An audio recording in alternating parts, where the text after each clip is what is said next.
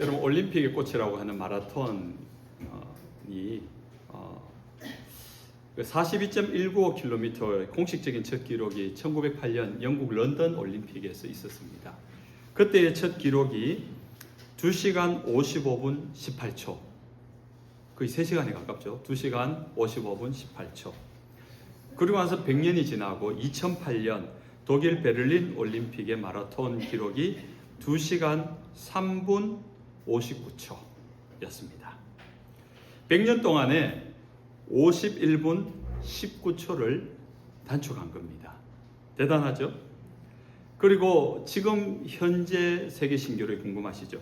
2023년 시카고 마라톤 대회에서 케냐의 켈빈 킵덤 선수가 세운 2시간 0분 35초, 2시간 35초라는 겁니다. 이제 사람들이 대부분이 이 2시간 벽은 곧 깨진다. 이제 1시간대로 마라톤이 가능하다라고 이야기합니다. 근데 놀랍게도 올림픽이 한참 진행 중일 그 20세기 때 21세기죠. 뭔가 하면은 2시간 20분이 인간의 한계다. 이 2시간 20분 절대 못 넘는다. 그랬던 적이 있습니다. 근데 지금은 이제 2시간을 넘어설 때가 다가오고 있다고 사람들이 믿고 있습니다. 한계라는 것은 반드시 넘어서게 되어 있는 것입니다. 오늘 성경에 보면은 19절과 20절에 이렇게 말합니다. 그때의 스데반의 일로 일어난 환란으로 말미암아 흩어진 자들이 유대인에게만 말씀을 전하는데, 제가 주보에 여러분 빨간색으로 표시해 놨습니다. 그리고 20절에는 안디옥에 이르러 헬라인에게도 말하여 주 예수를 전파하니, 이게 중요한 말씀이에요. 그때에라고 이야기합니다. 그때란 언제인가? 스데반의 일로 일어난 환란. 우리가 알다시피 스데반이 복음을 전하다가 순교를 당했을 때, 그 이후 그 즈음하여 예루살렘 교회에 핍박이 일어나고 많은 사람들이 순교자가 생겨날 그때에, 그럼에도 빌립 같은 사람들이나 경건한 사람들이 흩어져서 복음을 전할 그때에, 그때가 언제냐? 이때를 보면 보통 성경학자들은 주후 45년경으로 봅니다. 예수님 오시고 45년, 예수님의 생애를 한 30년으로 보았을 때, 예수님이 십자가 죽으시고 부활하시고 승천하신 이후에 또 약 15년의 세월이 지났는데, 그 기간에도 예루살렘 교인들, 유대인들이 복음을 누구에게 전했느냐? 유대인에게만 전했다는 겁니다. 유대인의 복음이었어요. 이스라엘의 복음이었어요. 예수님의 구원은 유대인의 구원이었고 이스라엘 백성만의 구원이었던 겁니다. 그래서 유대인에게만 복음을 전해왔던 겁니다. 그것이 전통이었고, 그것이 상식이었고, 그것이 당연한 것이었습니다. 왜냐하면 유대인만 하나님께 특별히 구원받은 선택받은 백성이다라는 선민 사상이 있었기 때문에 유대인 외에는 구원이 없어라고 믿었던 겁니다. 그래서 복음을 전해도, 예수님이 십자가에 죽으시고 우리를 구원하셨다는 그 구원의 복음을 전해도 유대인에게만 전한 겁니다. 그런데 20절에 어느 날 갑자기 헬라인에게도 복음을 전하는 사람이 생겨나기 시작한 겁니다. 이건 상식을 깨는 일이었고 그 당시로는 있을 수 없는 일이 일어난 겁니다. 그 이방인들, 헬라 문화 가운데 있었던 이방인들에게도 복음을 전했는데 그들이 예수를 믿기 시작했다라는 겁니다. 그렇게 예수를 믿고 세워진 교회가 안디옥 교회입니다. 안디옥 교회. 이방인들이 복음을 받고 그 받은 구원의 은혜와 기쁨을 인하여 세운 교회. 최초의 다문화 교회, 다민족 교회. 유대인만의 교회. 그 유대인도 있었겠지요. 그러나 여러 종류의 사람들, 여러 계층의 사람들이 모여서 세워진 교회. 그러면서도 최초로, 교회사 최초로 선교사를 파송한 교회. 자기도 작은 교회이지만은 더 많은 교회를 개척했던 교회. 그것이 안디옥 교회입니다. 우리가 다음 주가 설립주일인데 7년 전 처음 이 스크린턴 교회 설립의 모델이 이 안디옥 교회입니다. 이 안디옥 교회를 생각하면서 안디옥 교회 같은 마인드를 가지고 우리가 교회를 세우자, 그렇게 말씀을 나눴던 기억이 있습니다. 누군가 하나님이 원하시는 일을 시도하기 시작할 때 전통도 깨어지고 상식도 무너지는 겁니다. 도저히 유대인 외에는 구원이 없다라고 믿고 있었던 유대인의 그 한계, 유대인만이 가지고 있었던 복음의 한계를 누군가 무명의 사람들이 그 한계를 넘어서기 시작한 겁니다. 나도 구원을 받았으면 저 사람도 구원받을 수 있지 않을까라는 생각을 가지고 누군가에게 보여진 그 이방인에게 복음을 전하기 시작한 그 시도. 내가 구원받는 것도 하나님 기뻐할 일이지만 저 이방인도 구원받는 것도 기뻐하지 않을까? 하나님이 기뻐할 일을 생각하면서 그 한계를 넘어서 본 사람을 통해서 하나님의 구원의 복음이 확장되기 시작한 것입니다. 우리는요, 이 세상을 살면서 자연스럽게 익숙해진 기준이 있습니다.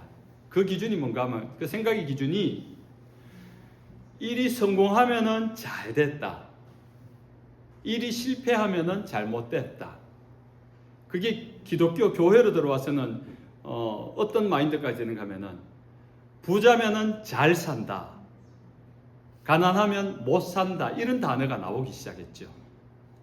그 조금 극단적으로 말하면은 돈 잘 벌고 취직 잘 되고 직급이 점점점 이렇게 승진을 잘하면은 이 사람은 하나님 은혜다, 복 받았다. 좀 가난하고 병들고 뭐 대학 떨어지고 취업 떨어지면은 왜 하나님의 은혜가 없을까? 이렇게 생각하는 경향이 있습니다. 이렇게 확정하는 이유는 그런 사람들 너무 많이 봤기 때문에. 어쩌면 여러분 가운데 그런 생각을 가지고 살아왔는 사람도 있을지도 모르겠습니다. 그러나 아닙니다. 단언하건대 아닙니다. 그러면 하나님을 경외하고 하나님의 말씀대로 살아가고 하나님 앞에 경건한 믿음으로 살아가는데 돈 좀 못 벌고 몸에 병이 생기고 자녀는 대학 떨어지고 취업 못하고 시집장가 못하면 저주받은 겁니까? 수단과 방법을 가리지 않고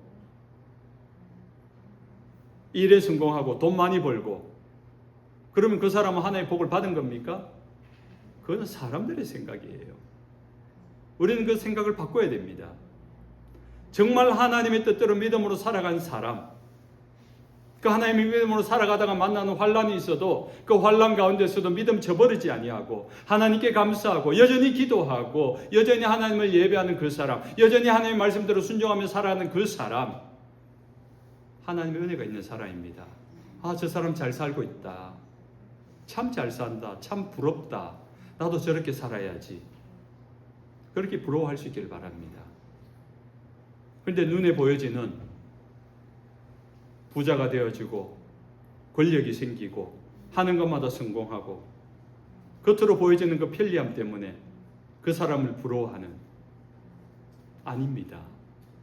적어도 하나님을 아는 백성이라면은, 하나님이 함께하는 믿음의 사람이라면은 우리는 눈에 보여지는 겉모습만 가지고는 평가해서는 안 된다는 것입니다.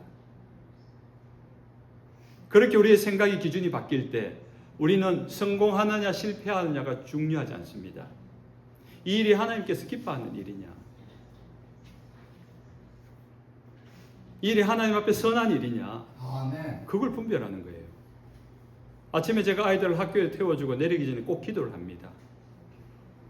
아이들이 귀에 못이 박힐 정도로 듣는 소리가 뭐 여러 가지 기도도 하겠지만 마지막에 항상 하는 기도가 그겁니다. 하나님, 오늘도 이 아이들이 모든 펼쳐진 상황 속에서 하나님의 선하시고 기뻐하시고 온전한 뜻을 분별하며 그렇게 행할 수 있는 용기와 믿음 달라고 기도해요. 세뇌를 시키고 있습니다만 모든 상황 속에서 그렇게 살아가라고. 나중에 제가 죽고 없어진 다음에 그렇게 말해주는 사람이 없을까 봐, 말해주는 사람이 없어도 그것이 뇌리에 박혀서 기억에 박혀서 아빠가 매일 아침마다 그렇게 세뇌시키듯이 기도한 것, 그렇게라도 기억되라고. 여러분도 그렇게 되었으면 좋겠습니다. 하루를 만날 때에 내가 일이 잘 되어서 기쁜 게 아니라 내가 오늘 하나님의 뜻을 따라 하나님의 선하심이 뭔지, 하나님이 기뻐하는 일들을 내가 했다. 내가 돈을 좀 쓰더라도, 내가 시간을 좀 쓰더라도, 내가 좀 수고를 하더라도, 내가 좀 손해를 보더라도 오늘 하나님이 기뻐할 일을 했다. 그것을 기쁨으로 여기고 순종할 때 그거 하나님이 기뻐하는 일인 줄로 믿으시기 바랍니다. 일 잘했다, 성공했다, 아이고 너 성공했구나, 아이고 수고했다, 하나님 그렇게 칭찬할 것 같습니까? 아닙니다. 성공의 여부는 우리의 관심사죠. 하나님의 관심사는 여러분이 하나님을 신뢰함으로 하나님의 기뻐하신 뜻대로 순종하느냐예요. 이 말씀을 준비하다가 우리 교회도 교리 공부를 좀 해야 되겠다라는 생각을 했는데, 웨스트민스터 신앙 고백서라는 게 있어요. 우리 교회가 속한 장로교단에서 흔히 쓰는 신앙 고백서인데, 거기에 첫 번째 질문이 그겁니다. 대교리 문답 1문. 인간의 제일된 목적은 무엇입니까? 우리 어르신들은 좀 아실 것 같아요. 예전에 혹시 우리 조장로님 하나님을 영화롭게 하고. 그렇죠. 예, 알잖아요. 이렇게 그게 교리 문답 첫 번째 질문이거든요. 인간의 제일된 목적이 무엇입니까? 답. 하나님을 영화롭게 하고 영원토록 그를 즐거워하는 것입니다. 아마 장로님이 예전에 어릴 청년 시절 젊을 때 고신교를 다녔기 때문에 이 귀에 못이 박히도록 배웠을 겁니다. 인간의 목적은요, 하나님을 영화롭게 하는 겁니다. 하나님께 영광을 돌리는 삶입니다. 그것이 인간의 목적이에요. 그것이 하나님이 우리를 통해서 받으시기 원하는 것입니다. 그렇게 하나님이 기뻐하는 일들을 생각하고 행하기 시작할 때 우리는 믿음의 한계를 넘어서기 시작합니다. 우리가 지금까지 가져왔던 믿음의 영역이 확장되기 시작하는 것입니다.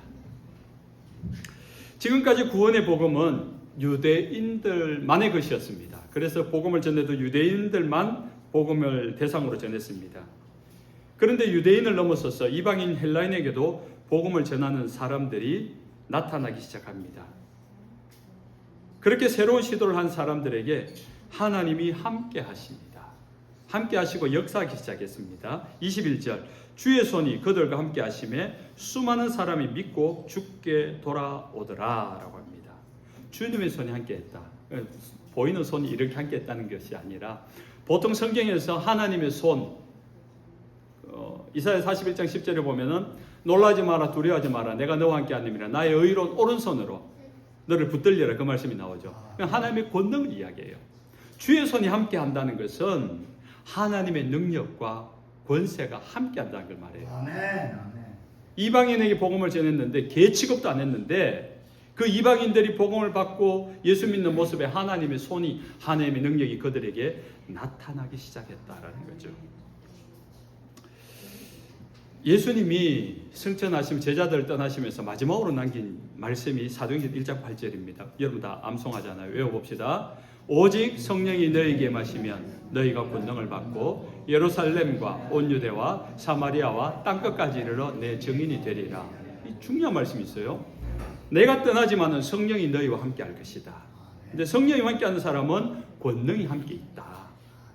그 권능으로 말미암아 세상에 증인의 삶을 살게 될 것이다 라고 이야기합니다. 얼마나 신나는 말입니까? 얼마나 우리를 막 격려해 주는 말이잖아요. 막 당장 나가서 막 이렇게 예수님을 선포하고 막 손을 놓고 기도해 주고 마음이 생기는 말씀이에요. 그런데 의외로 예수를 믿는데 그 믿음이 무기력한 사람이 많아요. 예수를 믿는다고 하는데 무능하고 무기력하고 비실비실하고 별로 매력 없는 사람이 있어요. 이건 제 개인적인 소견입니다. 여러분 인기 있는 여인들, 제가 남자니까 젊은 시절에 많이 고민해서 내린 결론입니다. 인기 있는 여자들의 비결이 뭔지 아세요? 어떤 여자가 남자에게 매력 있게 보이는지 아세요? 얼굴 예쁜 여자? 솔직히 저의 입장으로는 얼굴 예쁜 여자라고 생각했는데 자꾸 보니까 이게 이쁜 건지 안 이쁜 건지를 모르겠어요. 그 말은 정말 못생겼다고 하는데 자꾸 보니까 못생겼는지 아니면 못생긴지 모르겠어요. 정말 국민 초등학교 때 못생긴 우리 반 남자애가 있어요. 우락부락하게. 정말 못생겼어요. 남자가 봐도 너무 못생겼어. 얼굴이 막 우락부락해. 근데 대박인 건 걔가 일란선 상둥이래. 그 여동생은 어떻게 해요? 정말 우락부락하고 남자가 봐도 무서운데 그 일란선 상둥이 제가 본 적은 없습니다. 그런데 그렇게 못생겼다고 하는 우리 반에서 못생겼다고 하는 애가 제 짝이 된 적이 4학년 때예요. 근데 걔가 되게 친해졌어요. 얼굴은 못생겼다고 하는데 성격은 되게 좋았던 거야. 그러니까 너무 친해진 거예요. 친해지니까 얘가 어느 날 예뻐 보이는 겁니다. 매력이 생긴 거죠.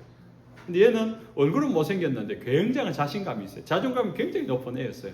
밝고 쾌활하고, 아마 제가 초등학교 6년 동안에 유일하게 여학생하고 이야기했는 애라면 얘인 것 같아요. 단짝이니까 너무 편해져가지고 자신감이 있으니까 빛이 나더라고요. 아, 자신감이다. 남자든 여자든 자신감을 가지면 빛이 나요. 그게 매력이 있습니다. 무슨 이야기를 하다가 이렇게 흘러갔는지는 제가 놓쳤는데 네, 우리가 그리스도인인데 매력이 있어야 되잖아요. 자신감이 있어야 되잖아요. 근데 믿음의 능력도 없고 신앙이 어떤 매력이 없어 보이는 거예요. 능력이 없어 보이는 겁니다. 왜 그런 겁니까? 예수를 믿어도 신앙생활을 오래 해도 자신의 삶 속에서 할 수 있는 것보다 할 수 없는 것이 더 많다는 거예요. 이걸 뭐라고 하는가 하면은 미운 오리새끼 증후군이라고 해요. 미운 오리새끼 동화를 이야기 알잖아요. 아무리 백조로 태어났지만 스스로가 미운 오리새끼라고 믿어버리니까 하늘을 나는 건 고사하고 오리들 세계에서도 미움받는 오리. 나는 너무 부족해. 나는 너무 부끄러워. 이런 생각 속에 하늘을 날아볼 생각도 못하는 거예요. 비슷한 것이 성경에 나옵니다. 성경에 뭐가 나온가? 메뚜기 증후군이라고 있어요. 민수기 14장 28절 이하에 보면은 이런 말이 나옵니다. 민수기 13장 33절 이하에 우리는 스스로 보기에도 메뚜기 같으니 그들이 보기에도 그와 같을 것이라. 이스라엘 백성들이 광야 생활 끝나고 하나님이 약속한 축복의 땅 가나안 땅에 들어가기 전에 정탐꾼들이 정탐하고 와서 돌아온 보고가 그거예요. 그 땅은 너무 아름답고 비옥한데 그 땅에 사는 사람들이 너무 강해서 우리는 그들에 비해서 우리는 메뚜기 같다. 누가 이야기해요? 자기가 자기를 보고 우리는 스스로 보기에 나는 내가 볼 때 메뚜기 같다. 그러니까 그들도 우리를 메뚜기처럼 볼 것이다. 그래서 우리는 그 땅에 못 들어간다. 들어갑니까? 못 들어갑니까? 못 들어가요. 그렇게 믿어버리니까 못 들어가는 겁니다. 그 땅은 하나님이 주겠다고 약속한 땅이었어요. 그때 들어갔더라면은 들어가서 가나안 땅에서 풍족하게 잘 살았을 것인데 스스로가 메뚜기처럼 약하게 여기면서 우리는 못 들어가라고 믿어버리니까 못 들어가는 겁니다. 안 들어가는 겁니다.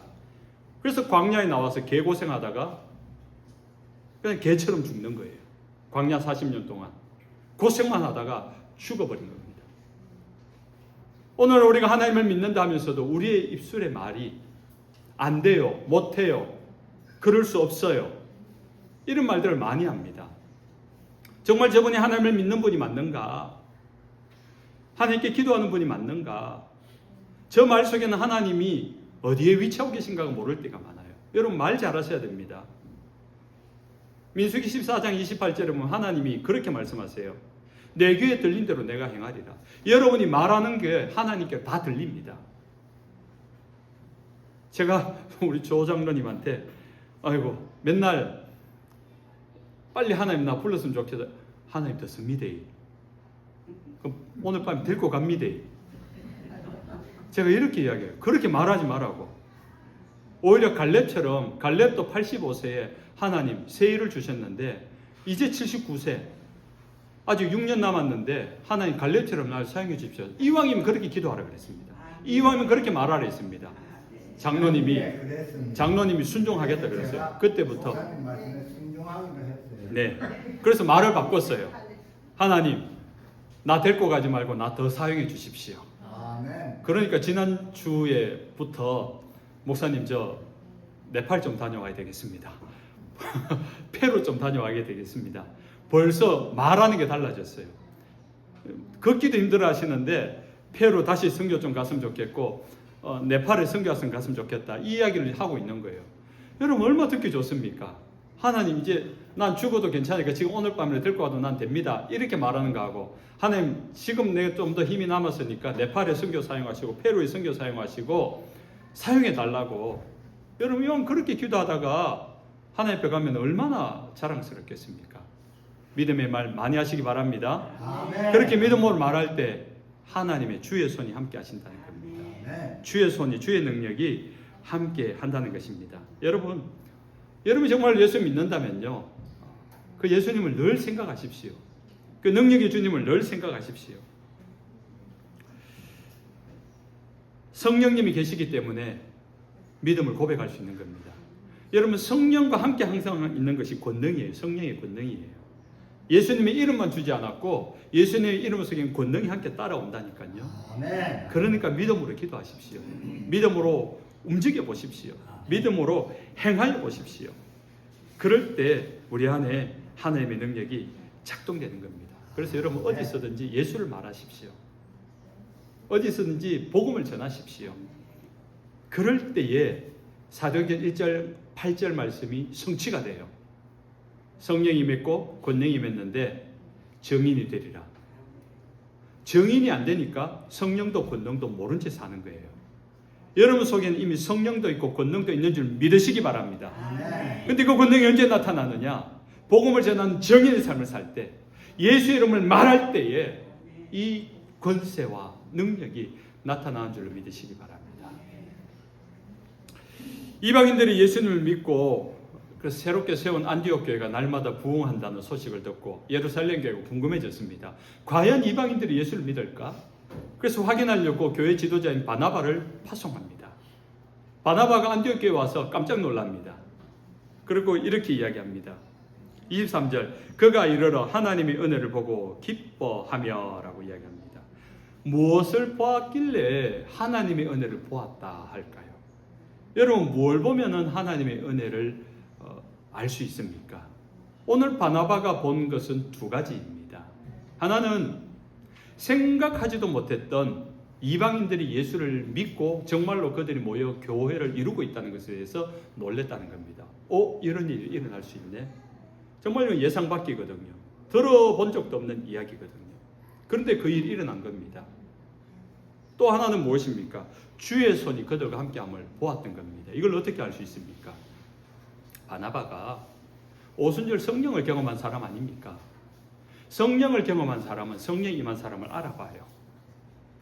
보니까 안디옥 교회가 주의 손이 함께함을 보고 있는 겁니다.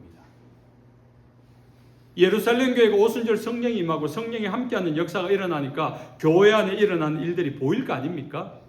영적인 일들이 보여주고 육적인 일들이 보여주고 행해지는 일들이 보여주고 상도들의 하는 말들이 달라지고 성품이 달라지고 행위가 달라지는 것들이 눈에 보여지는 일 아닙니까? 그것이 안디옥 교회에 똑같이 일어나고 있다는 겁니다. 그걸 보았다는 겁니다.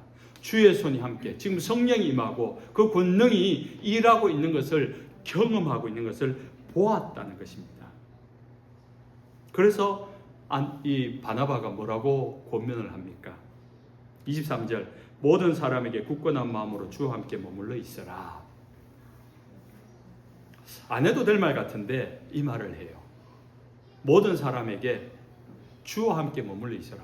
지금 가만히 있어도 이미 성령이 충만하고 성령이 알아서 기도하게 만들고 성령이 역사에서 전도하게 만들고 막 이렇게 만드는데 왜 그 모든 사람에게 주와 함께 머물러 있어라 라고 이야기했을까요? 교회가 세워지고 예수를 믿고 구원을 받은 사람들에게 늘 성령이 충만합니까?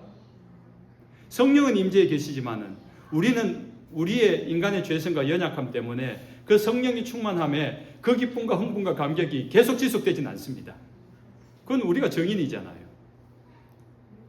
그 믿음의 증거를 가지고 오늘을 살고 내일을 살고 한 달 뒤도 살고 1년 뒤도 살고 때로는 시험에 빠지고 때로는 환난에 부딪혔을 때 그 믿음의 열정들이 식어지고 기쁨이 사라졌을 때도 그 믿음의 심지를 붙들고 우리가 살아가는 거지.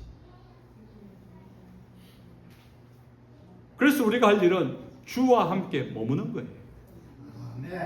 주와 함께 머문다. 헬라어로 프로스메노라고 합니다. 이 단어 뜻이 뭔가 하면은 예수님 곁에 붙어 있으라는 겁니다. 예수님 근처에 멀어지지 마라. 이런 말 있죠, 여러분. 이 근처 얼씬도 하지 마라 이러잖아요. 얼씬도 하지 마라. 프로스메노는 얼씬해라. 예수님 근처에 얼씬해라. 이 말입니다. 예수님에게 멀어지지 말아라. 믿음이라는 것은요, 하루아침에 잘하는 것도 아니고 꾸준하게 자라가는 겁니다. 우리가 주님 앞에 머물러 있어야지 그 믿음이 자라가지, 주님과 거리가 멀어지고 거리를 두면요, 그 믿음도 언젠간 사라집니다. 아무리 놀라운 기적과 성령의 권능을 경험을 했어도 시간이 지나면은 멀어지게 되어 있습니다. 당장 우리 교회만 하더라도요, 한 절반 50% 정도는 주일 예배에 대해서 정말 우선으로 생각하면서 어떻게든 예배를 지키려고 하는 성도들이에요. 근데 한 30% 정도는 주일날 예배가 왔다 갔다 해요. 이런저런 이유들로. 그리고 한 20% 정도는 1년에 한두 번 볼까? 근데 이분들 그래도 1년에 한두 번 나오는 난 하나님을 믿는 사람이야 라는 믿음을 고백하기 때문이라고 봐요. 제가 말씀드리고 싶은, 주일을 성수하며 어떻게든지 주일을 지키려고 예배를 드리려고 하는 분들은 믿음이 자라가요. 들리든지 안 들리든지, 은혜가 되든지 안 되든지 주일을 예배 드리고 어쨌든 그분들은 기도하고 하면은 그래도 한 주간을 살아갈 때 그 말씀이 생각나는 말씀이 있고 기억되고 그렇게 말씀으로 믿음을 자라갑니다. 그런데 주일 예배가 왔다 갔다 되어지고 1년에 한두 번 왔다 갔다 되어지는 믿음이 자라지 않습니다. 하나님을 믿는 믿음은 고백하는데 그 믿음의 뿌리조차 뽑히지는 않지만은 그 믿음이 자라지 않는다고요. 10년 전 믿음이나 지금 믿음이나 같아요. 그 신앙생활 잘못하고 있는 겁니다. 조금 더 여러분에게 상세하게 말하면은, 여러분 받은 하나님의 은혜를 한번 말해보라 하면은, 어제요, 이렇게 말한 사람은 정말 살아있는 분이죠. 성령이 충만해서 지난 주간에요, 아주 그분들은 하나님의 은혜가 있는 분이에요. 근데 받은 은혜 이야기해보라 그러면은, 제가 뭐 청년 시절에 이러면 30년 전 이야기하고 있어요. 제가 중고등학교 시절 수련회 갔는 이야기하면 50년 전 이야기하고 있어요. 20년 전 이야기하고 있어요. 그분은 은혜가 끊겼다는 거죠. 지난 5년간, 지난 10년간, 지난 20년간 찬송하다가 뜨거워졌던 그 감격이 사라져버렸고, 말씀 듣다가 깨달아지고 찔렸던 일들이 사라져버렸고, 예배하면서 감격하여 흘리던 눈물이 어느 순간 말라서 언제 그랬냐는 듯이. 하나님이 그렇게 은혜에 인색하신 분입니까? 하나님은 오늘도 우리가 주님 부르면 은혜를 부어주시는 분 아닙니까? 그런데 우리가 너무 주님께로 멀어져 있는 거예요. 너무 하나님께로부터 멀리 나와 있는 거예요. 하나님을 바라봄이 세상을 바라본 일들이 되어서 하나님의 은혜가 익숙하지 않은 겁니다. 어색해져 버렸어요. 기도하는 게 어색해져 버렸고, 예배하는 것이 어색해져 버렸고, 찬송은 입이 떨어지지 않아. 찬송을 한번 하고 싶은데 기억나는 가사가 없어. 너무 안타까운 분이죠. 하나님을 아는데, 하나님을 믿는데, 내가 믿는 하나님, 그 말씀 한 구절이 생각나지 않아. 믿음이 자랄 수 없는 겁니다. 믿음은 있을 수 있으나, 예수님을 나의 하나님으로 고백은 할 수 있으나 나의 주님으로 따르진 않는 분이에요. 그럼 주의 손이, 주의 능력이 임해도 알 수 없는 겁니다. 그런 신앙생활에 무슨 신앙의 기쁨이 있겠습니까? 5만 번 기도 응답받은 조지 물러의 이야기를 들어도 나는 왜 한 번의 응답이 없을까? 기도를 하지 않으니까. 조지 물러가 5만 번 응답받기 위해서 기도를 몇 번 했겠습니까? 우리는 5만 번 응답에만 관심 있는데 아마 모르긴 몰라도 조지 물러는 500만 번 기도했을 겁니다. 그 이상 기도했을 겁니다. 그럼 495만 번은 거절한 건가요? 아니요. 하나님을 믿기 때문에 포기하지 않고 기도하는 겁니다. 여러분, 기도 응답받은 분들의 공통적인 특징이 뭔지 압니까? 기도를 멈추지 않는다는 거예요. 기도를 포기하지 않는다는 거예요. 그럼 그 기도의 끝에는 반드시 하나님의 응답이 있습니다. 그것이 자신의 증거로 남으니까 그것 때문에 또 한 걸음 내딛고 그 기도의 응답을 내딛어서 한 걸음 더 믿음이 올라서는 겁니다.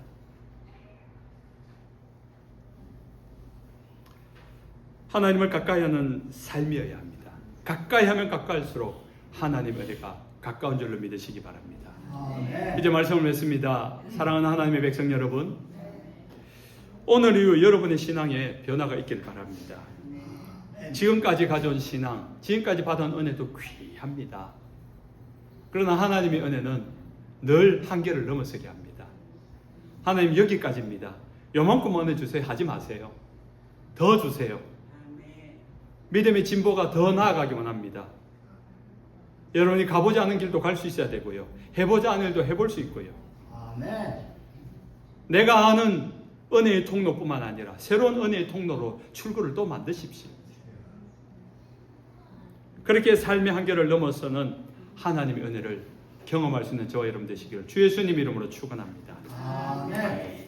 찬송하겠습니다.